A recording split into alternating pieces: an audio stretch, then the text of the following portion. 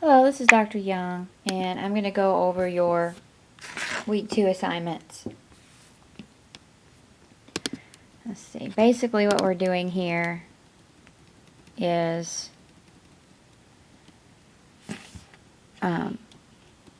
creating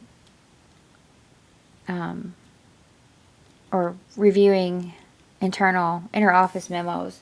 Excuse me, I'm a little stuffed up today. You're going to read this little scenario here and like a little background paragraph, and then you're going to answer these questions and create an email draft that you're going to send in the inter-office memo. Basically, is what you're doing. So you got to think about if it's going to be formal or informal. Things you're going to consider based on your readings. Just answering these questions in your discussion posts. So as you're, just kind of, it's basically you're just answering these questions.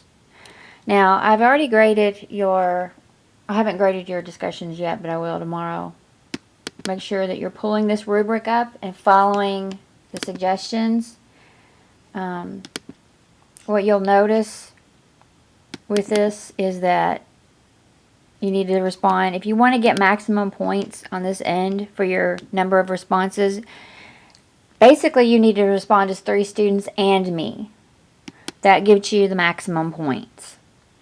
Quality, obviously if you post a sentence or two, that's not going to be good enough as quality. It's going to need to be, in a paragraph that furthers the discussion. So make sure that you do that. One thing, never, and I know this might be kind of seem a little strange to say, but it happens. You can't post the same response to more than one student. That doesn't count. One of them would not count. So don't do that. Otherwise, I think most of you, hopefully, as from what I've seen, I think most of you understand the requirements of discussion posts. But again, pull this up, read this column, make sure you're meeting those requirements, and you should like the grade that you see. I'm going to go on to the next thing. This isn't going to be very long. Okay.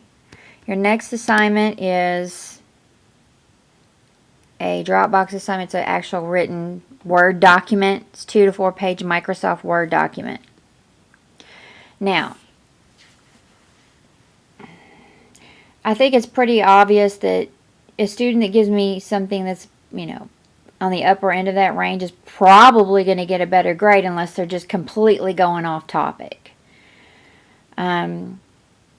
Someone that gives a person that writes a really a perfectly formatted, well-written paper that's 2 full pages, full pages all the way to the last part of the last line in the page.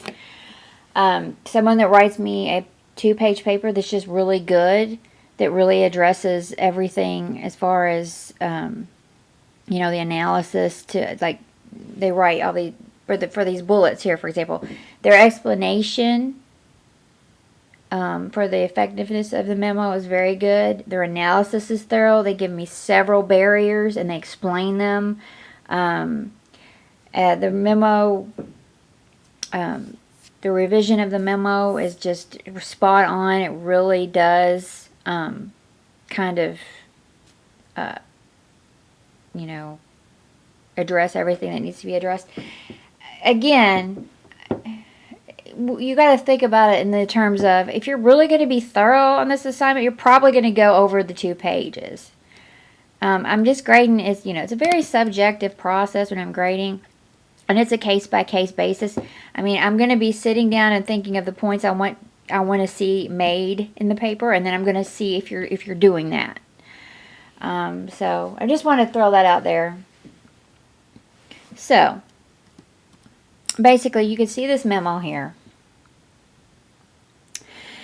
and it's obviously someone else hasn't looked at it. Manager just writes it, and there's some problems, and I don't want to necessarily point them out because I expect you to be able to do that. But you can see this is not the most effective memo. So, and you can see, as you're reading it, if you were the audience for this, might leave you pretty upset. So, having said that, you need to tell me about this memo, and is it effective? Is it not? Why? Is it the tone? Is it accusatory? Is it condescending? I'm throwing. Obviously, I have interpretation of this memo, but you might have a different interpretation. But I think we can all agree there's definitely some negativity in this memo. So, you want to do an analysis on the potential barriers to the successful communication of its intended message. A revised memo with improved structure using polite, firm tone. I know you can read this, but I'm just going, I want you to really analyze this. I want you to pick this apart and tell me what all is wrong with it. What barriers are here, what barriers are in place that prevent this memo from the audience from being receptive to it, to being, for it to really communicate what needs to be communicated. Because what happens when you attack someone, the defenses go up, and then you have this, it's the whole cycle. It's a very vicious cycle here.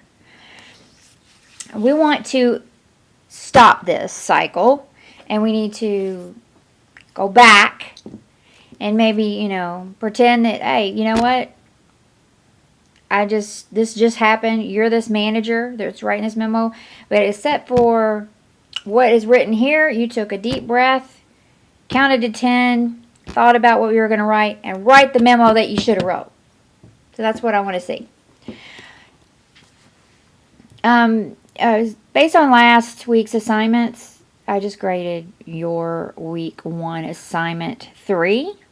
Most of you wrote memo format. Some of you didn't.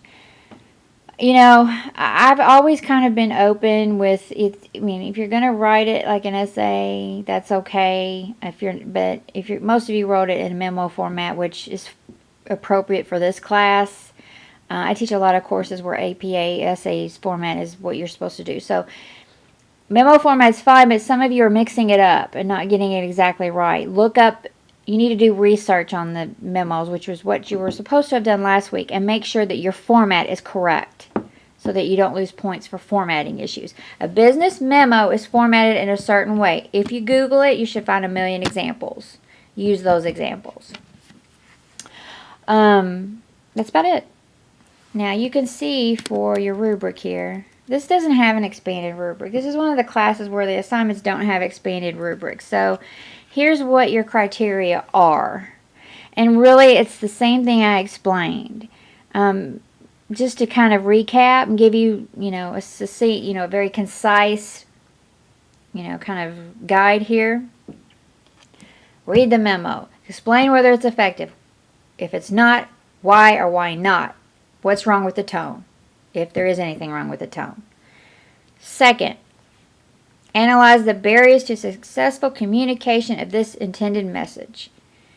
You need to think about how it would be taken, and some of the issues with, the problems with the way things are said, what was said, how it could be interpreted, a person, there's a sender and a receiver. And both can cause the message not to be internalized and understood. Tell me about that based on this memo. Third, revise the memo. That's really all there is to it. So I hope that kind of helps. And I'm just a very kind of matter-of-fact person. I just like to give you, this and this. And, I don't want to I don't want to make it more difficult than it is, because it's really not. And, sometimes you'll read an assignment and second guess yourself, and I just want to be very clear that these are the steps you need to do. You can do these. Make sure your writing, your grammar, your punctuation and your APA format is correct. And when I say APA format, I mean even if you aren't writing it in an APA style as far as, an essay, you still have to cite it, and you still need in-text citations if you're using a source. So that's what I mean when I'm talking about APA for a business memo. And the whole thing about the last page would be your reference page if you're using a source. So that's about it. If you have any questions or concerns, please call me, text me, email me. I'll be happy to help you. And I hope we all have a great week. Thanks for listening. Have a great day.